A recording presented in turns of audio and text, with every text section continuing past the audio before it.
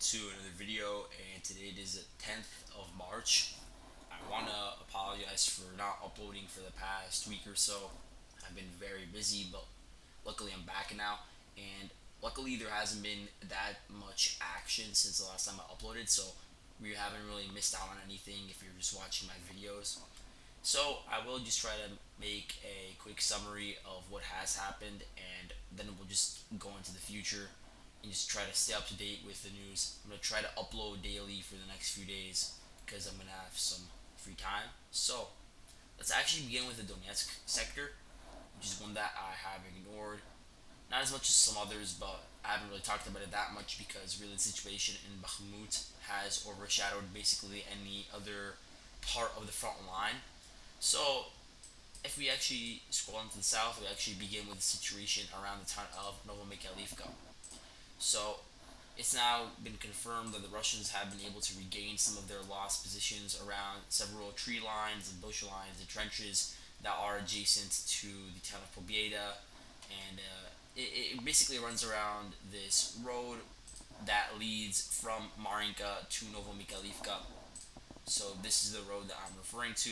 So the Russians basically have control of it, not of the entire road because you have this part of the road to the south that is still under Ukrainian control. But the Russians were able to make a maybe a 1 kilometer advance in the direction of the town of Novomikhailivka.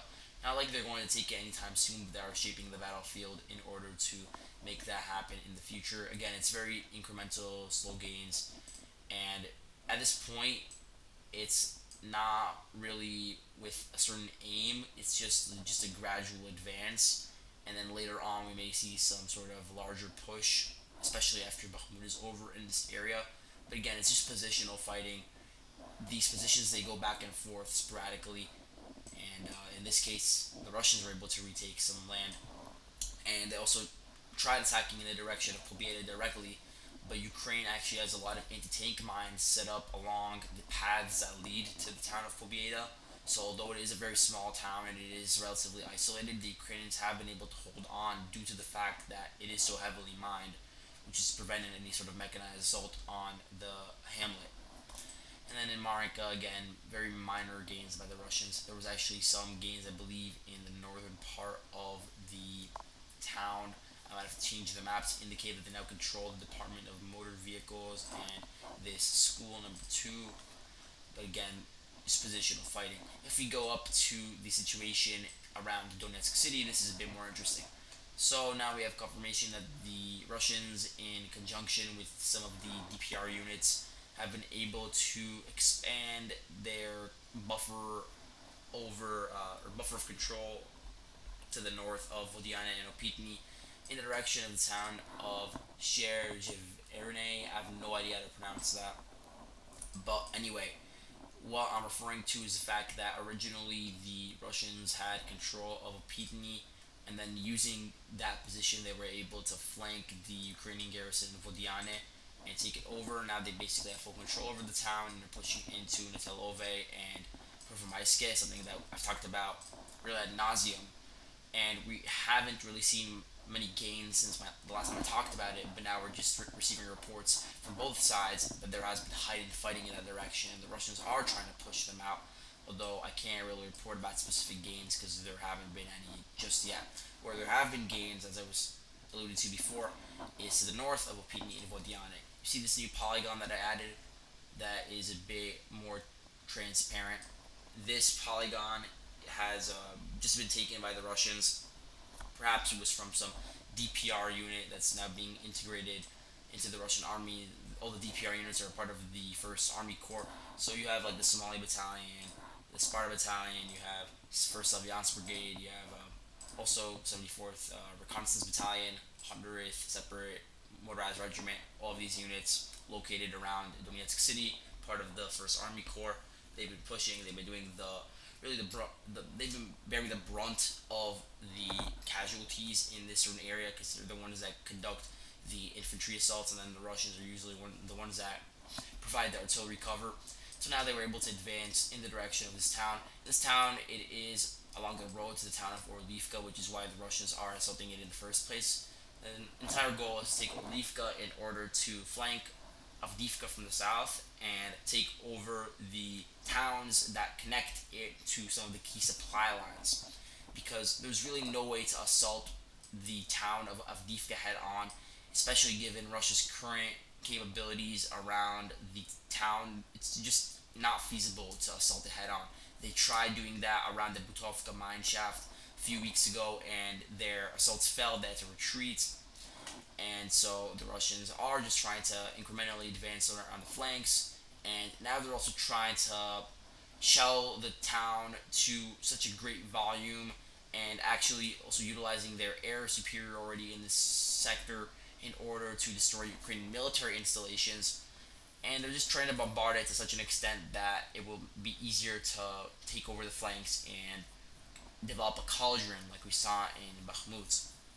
And so, if we go to the north, we could see further evidence of this because the Russians they were able to really approach the town of Krasnohorovka, which is a town that is important because once the Russians take it over, they will be able to reach the northern supply route into Avdiivka, and so it is necessary for Ukraine to hold on to it. They've been setting up firing positions within the town, and that's part of the reason why the Russians have not tried assaulting it head on. The Ukrainians have been fortifying their trenches around this area.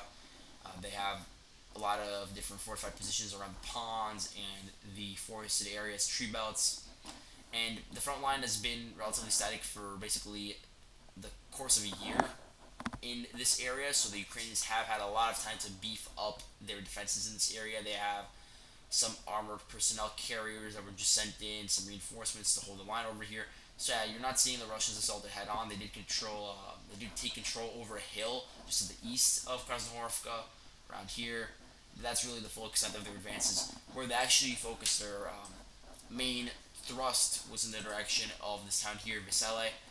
The town of Vesele is not even named on Google Maps. That's how small it is. You can see it's barely even a town. It's just connected to some of the other localities over here, like Novoslivka, Druhak, Krasnohorovka, Kamyanka. But either way, the Russians were able to take over positions over here, which gets them closer to the northern flank and puts more pressure on the Ukrainians in northern Bakhmut. It also allows them to envelop the town of Kamyanka. Kamyanka was previously taken by the Russians, but the Ukrainians conducted a localized counterattack and retook the town. And now it is basically surrounded on all sides besides the southwest, you could say. That's our western area. That's really their only means of retreating the Ukrainian garrison, so you might see a Russian push in this direction in the future. In recent days, we've actually seen a lot of footage from Avdiivka posted by Ukrainian sources of Russia dropping Fab 500, and these are like really large, bulky bombs. They're pretty massive when we see them, and they have a really devastating effect if they're accurate. And the issue is they're unguided, so usually they're not actually that precise.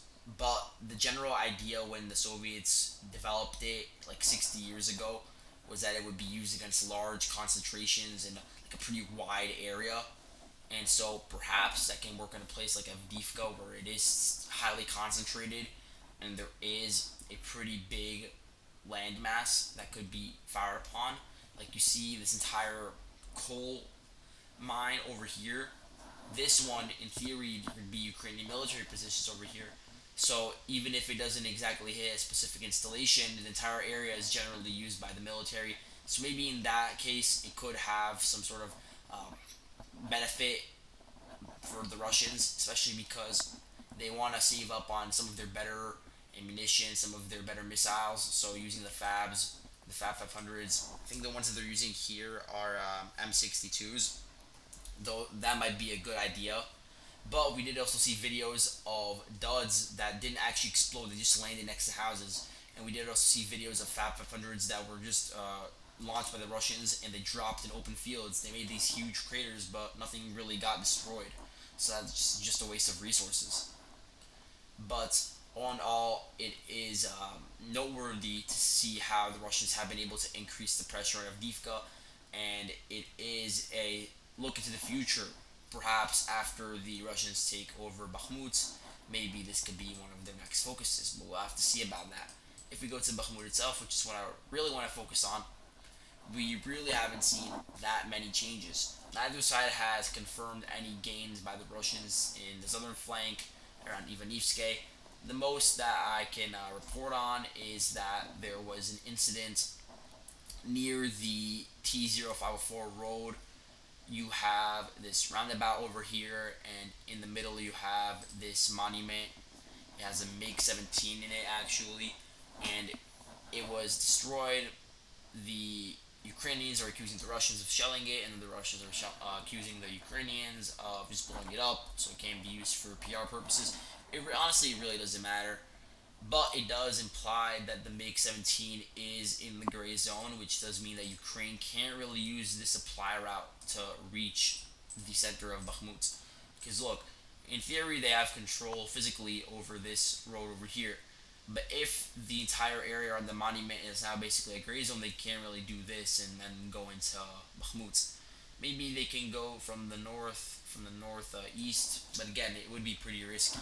There are other ways to get into Bakhmut from this general area. You could use some of the other routes that I have mapped out over here in yellow, like this one, that goes in and isn't that close to the monument.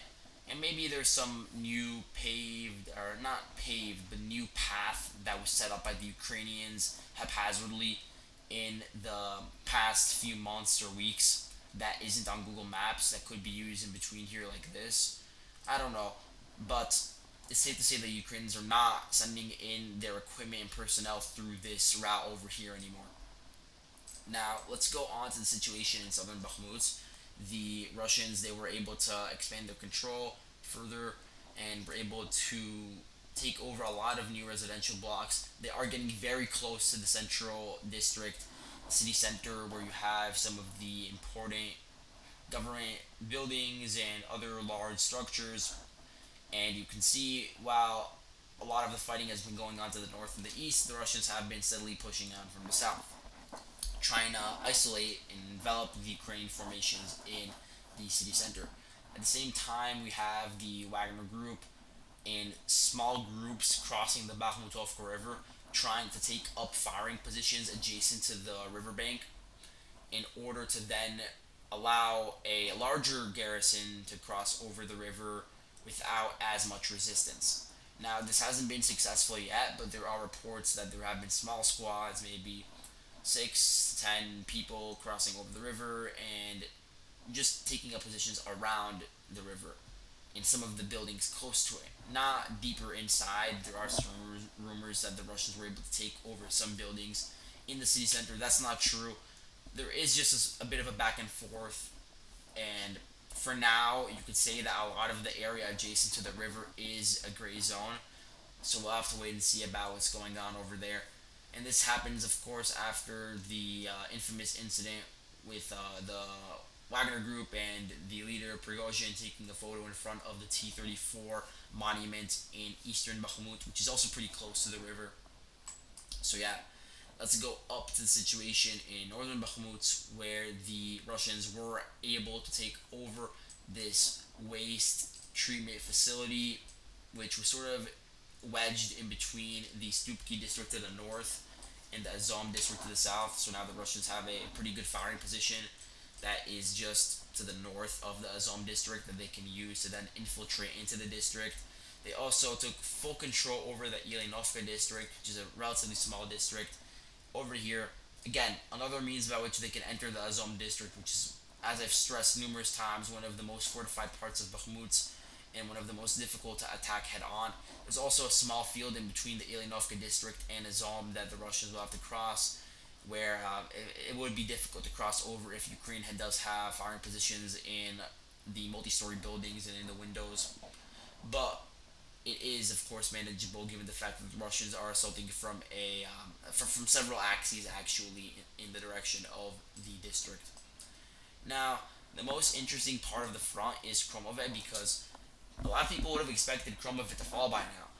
I mean, the Russians, they had the momentum. They had just taken Yahidny, they were advancing through the fields in the direction of Khromove, and they were firing a lot of artillery shells in that direction. But it seems like it was not enough to take over the town. Why do I think the Russians failed?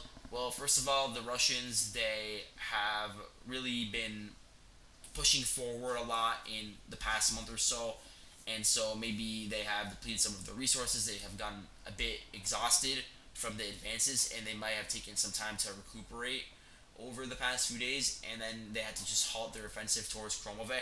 Also, the Ukrainians, they probably sent in some of their just last remaining reserves to guard the flanks desperately, because the truth is, if the T0506 road and the local roads that branch off of it, if those are rendered inoperable, then Ukraine has to withdraw from the entire city of Bakhmut immediately.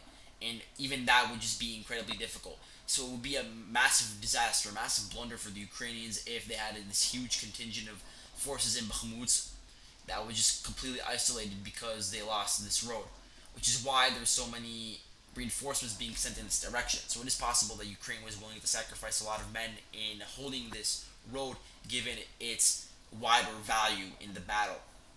So yeah, for now the road is safe. There's actually some footage that we saw of a river crossing. It was just a pontoon bridge that was set up. Like we said, originally the Ukrainians blew up the bridge across this road. I don't know why they did that. It might be because there were some conflicting opinions within the Ukrainian high command. Some wanted to retreat, some wanted to stay, and then maybe some people they wanted to retreat. They just blew it up without getting full approval, and then they quickly reversed that decision, the higher ups, and built the pontoon bridge.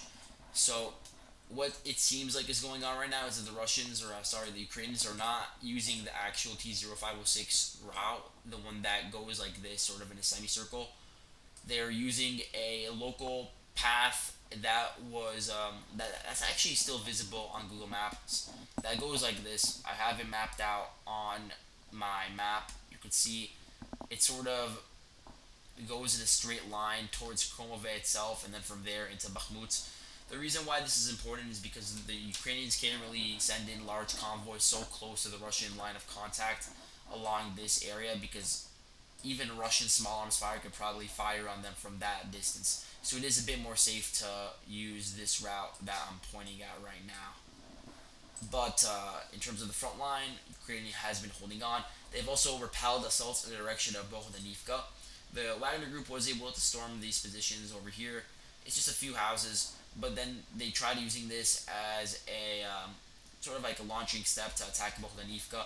As I described before, taking Bohdonivka is difficult because although the town itself is located on a relatively low elevation, all the areas surrounding it are pretty close to the water canal, and that entire area is an extremely high elevation. So you have this very good position for Ukraine to be fortified instead of firing positions to fire upon the advancing Russians as they enter Bohdonivka, and it sort of could become a kill zone. That's probably why the Russians stopped advancing in that direction.